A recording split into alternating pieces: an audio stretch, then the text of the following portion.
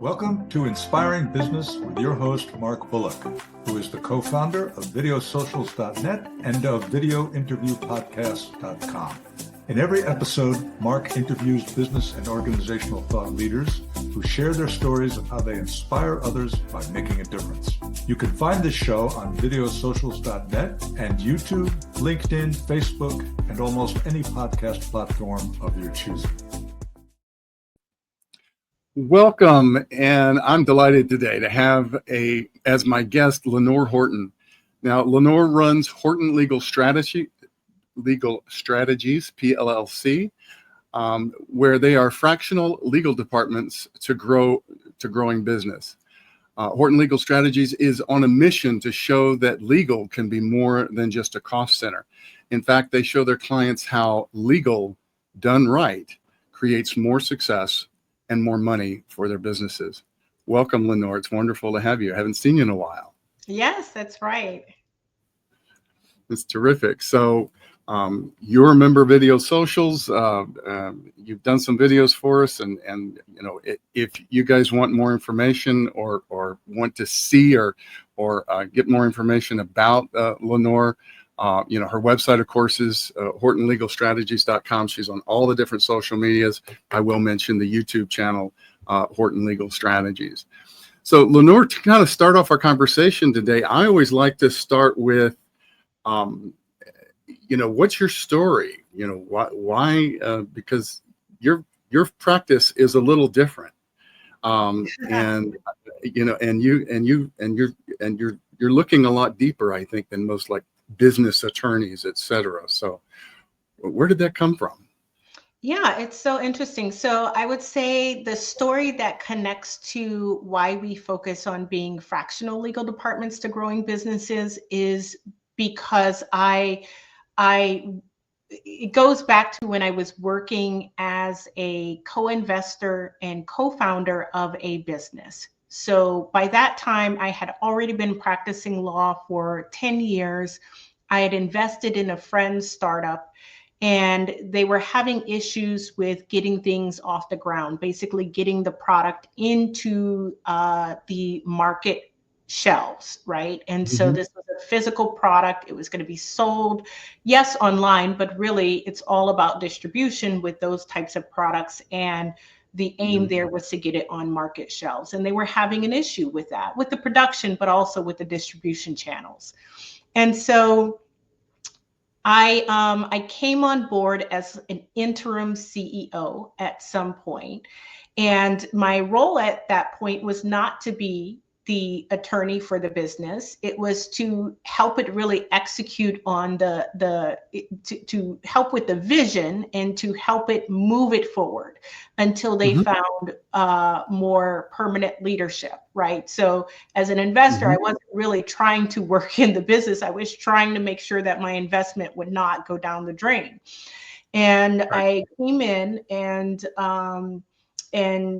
you know, I was interim CEO, and it was really important that we have attorneys who could talk to lay people, not to other lawyers. So a lot of law firms, if they're representing a business, many times those partners and associates, if they're allowed to talk to the client, those partners and associates are talking to an in-house general counsel, not to a lay person.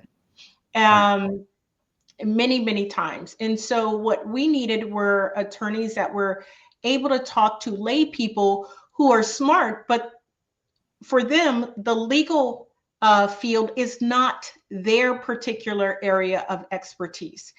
And I was really frustrated with the need to keep getting pulled in on the legal part because of that inability to talk to lay people and explain things to them in a way where they could really understand what's going on.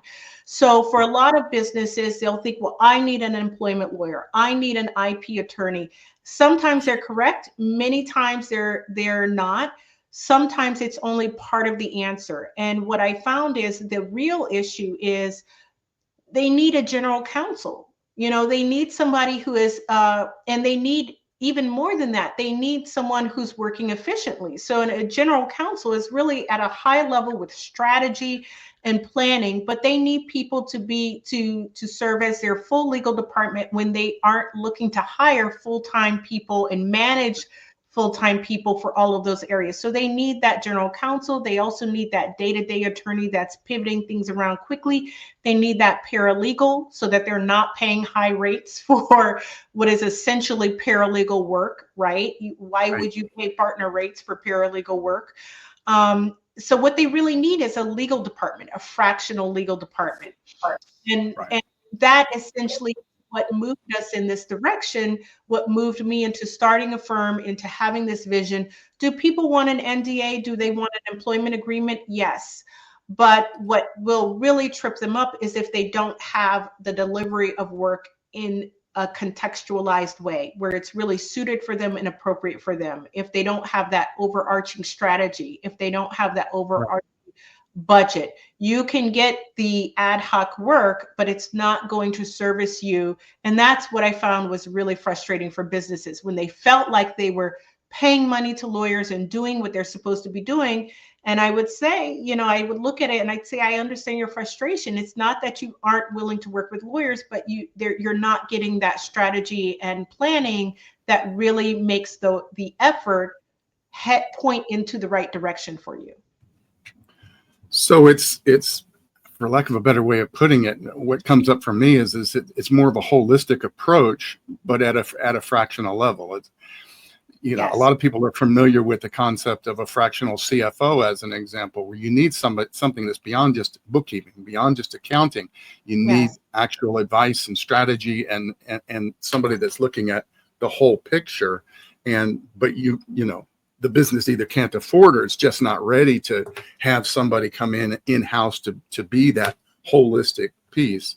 And you're doing, sounds like something that's very parallel to that in the legal area. So I think it's brilliant. I really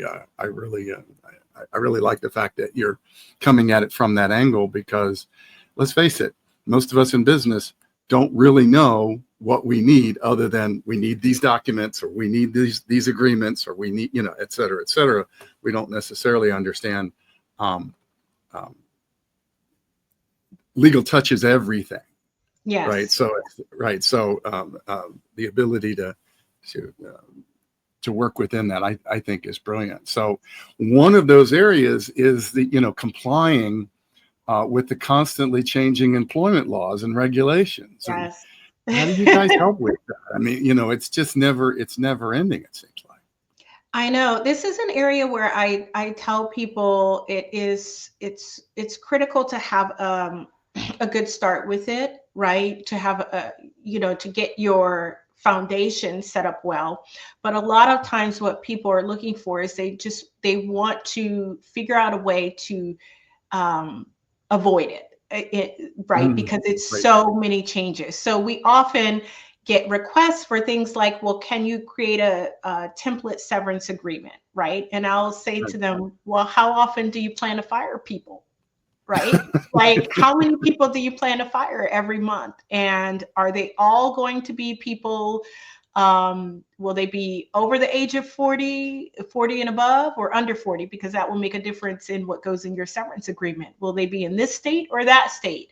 You know, unless you have a lot of people that you plan to fire every single month who are in the same, you know, have the same circumstances, a template is not really going to help you, not a custom template, right? So what are the things that really would help you when it comes to compliance? I think we talk about establishing a schedule and creating alert systems so that you can be alerted when it comes to changes in the law and when you actually have to implement them in your business.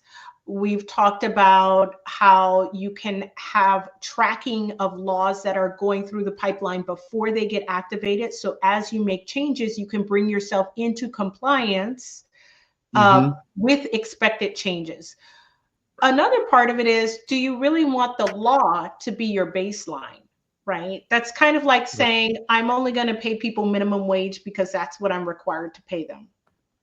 Right. So sometimes you want to think about, do I want to make it where my baseline is the law, or do I have other reasons like company culture, corporate values, things like that, that would suggest we're not going to rest just on legal requirements and regulatory requirements. This is where we are. That can make things easier when it comes to constantly changing laws, because if you know that you're well within a margin, right, then you don't have to worry too much about that. So it is an area where I feel like people, they get worried because employment laws and labor regulations can be very strict when you are not compliant, and they can have high penalties. So we also talk about how to make sure that we're starting with the areas that could cause the most damage if you're not in compliance, and make sure you get into compliance there and you position yourself to stay in compliance, so that you don't have to deal with those strict penalties and those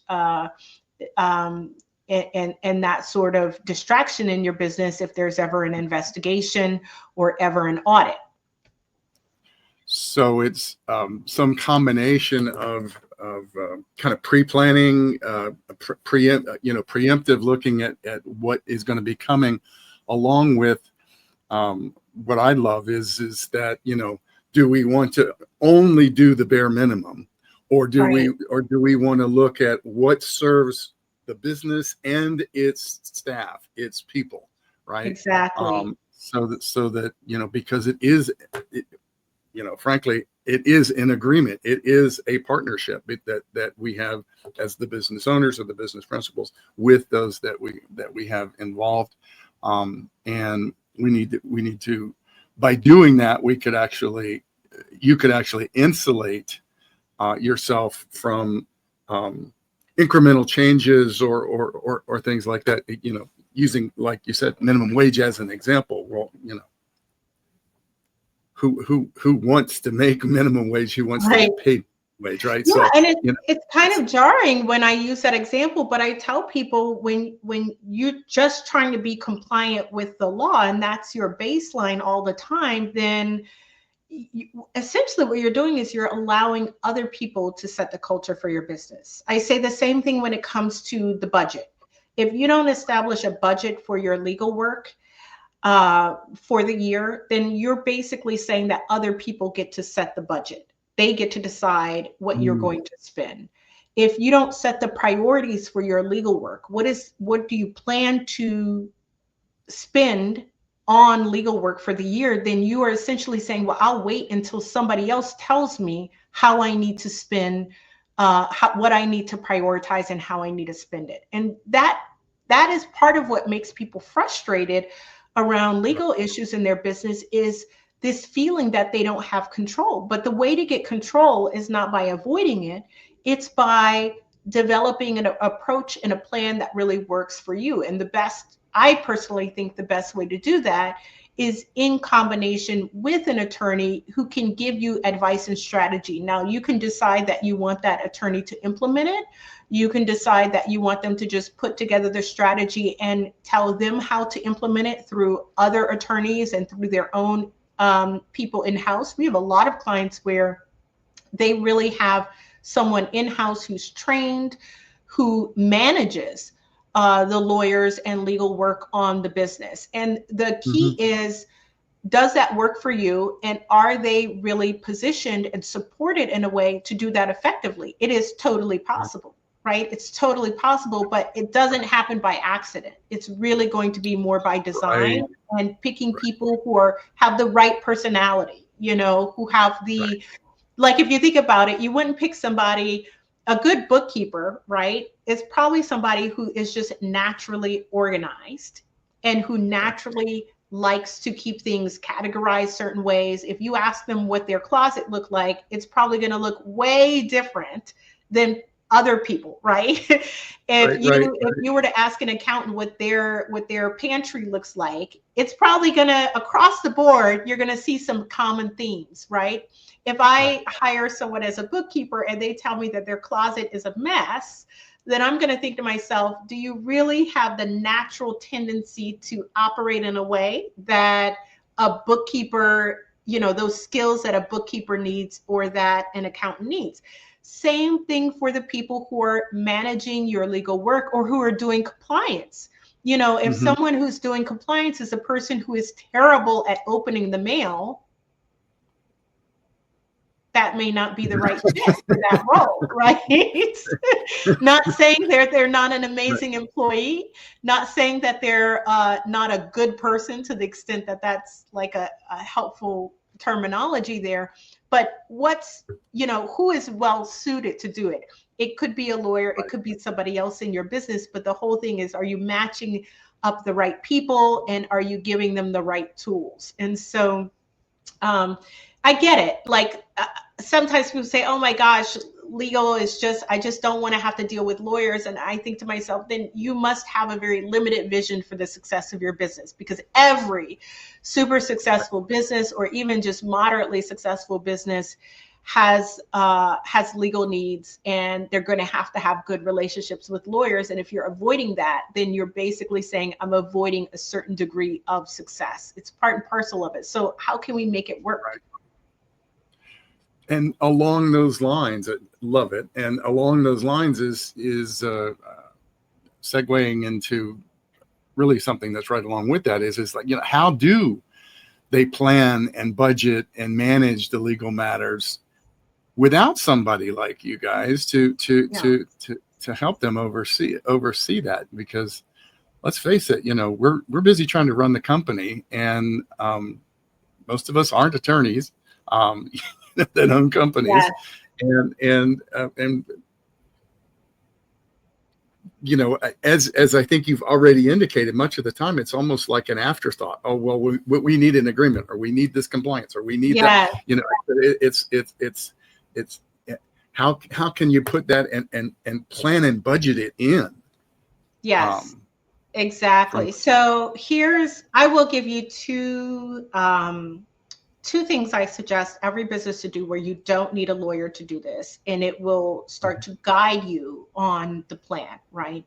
Number one, you want to get really clear on where your business is headed. No one's in business to get legal work done. Most businesses are not, right? Okay, unless you're a law firm, right? So that's not the objective. It's not dealing with the legal and regulatory needs of your business. You are there for some other reason, usually to make an impact in the world. Most of our clients, they are very big about, you know, the impact that this will have for other people and for themselves, the people who work in the business. And so you're in business for a reason. What is that big thing you want to accomplish? And it could be 5 years or 10 years from now, but what is that big thing? What is that impact that it will have for you? What is the thing that keeps you going? Because you know that there is a huge level of success. I'm getting goosebumps just thinking about it, right? So for something like video socials, it could be about helping businesses be more successful, helping people connect with others better, right? There's probably a way that you have it in your mind that's really almost like a mission for your business. So when you think about that, if you were to say, okay, this is where we're headed, this is really what we want to do, then think about in 5 years, what does that look like for your business in a very generic sense, right? Overarching sense, not generic. It's probably very specific to you. So in 5 years, specifically for your business, you know, at a high level, what does that look like for you? And then when you have that in mind, you want to say, okay, by this time next year, this is what we need to have accomplished. And this is how we need to look and be as a business for us to be on track for that 5 year. So now you know, okay, this is how I look now, and this is how we will look and appear and be operating. This is what we will be in 1 year from today. Now, to get from today to 1 year and that changed reality, that new company that you will be, what are you going to do for the next 3 months? What are the actual things that you will do and accomplish? So if you think of that in a quarter, right? What will have happened by the end of that 3-month period? Then you keep building on that, right? So the next quarter, building on what you already accomplished, what will happen then?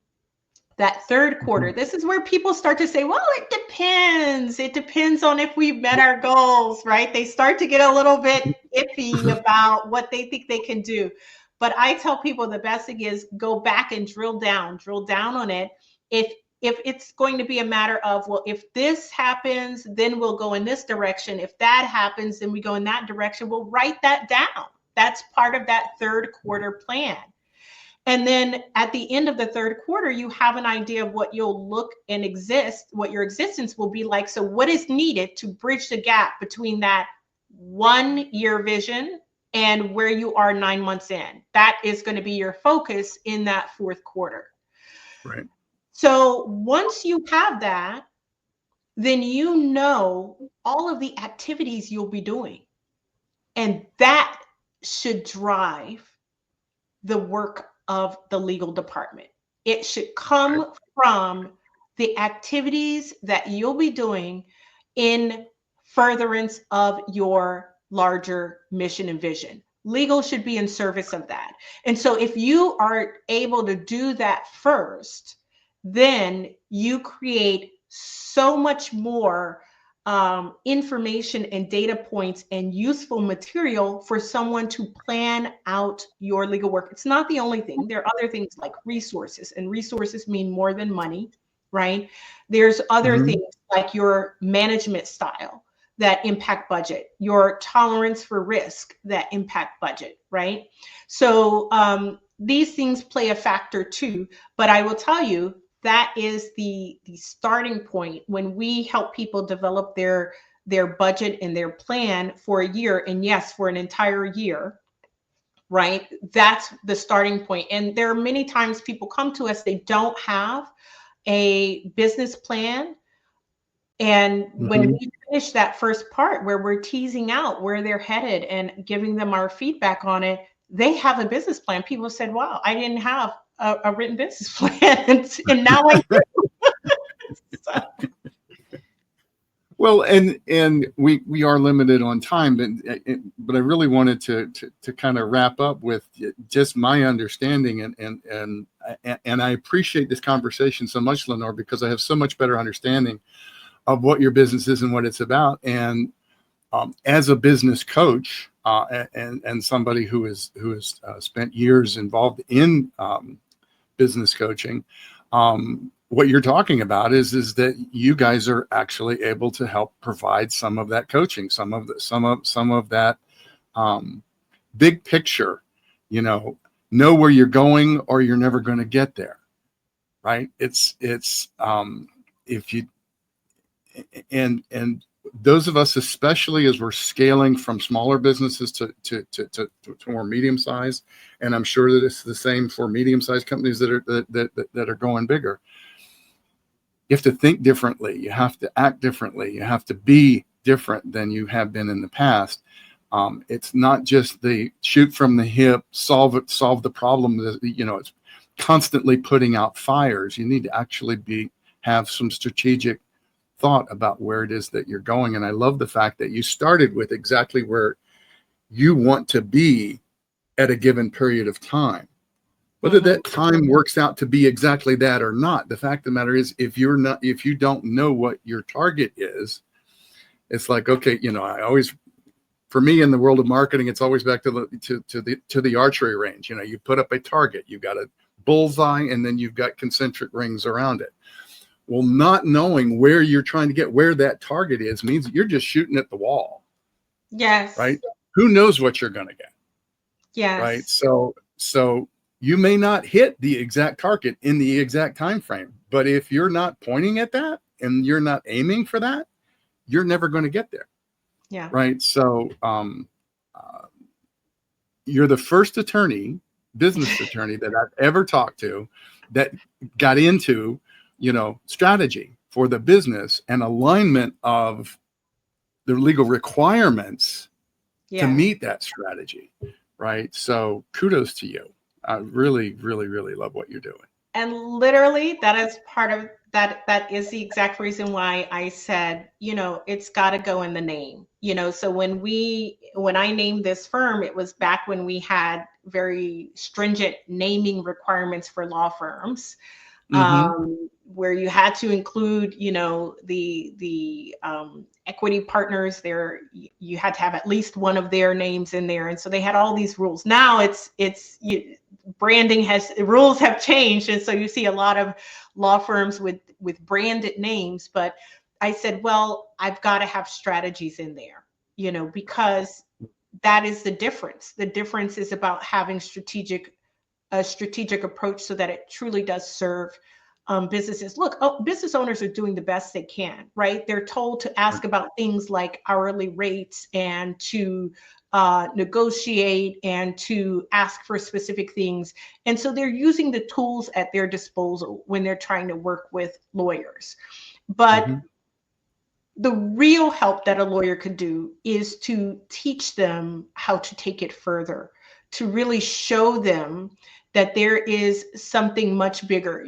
Too often we're trying to keep things in a black box and make it where it's all about our smarts and savviness. Well, my view is the really smart thing is to have uber successful clients.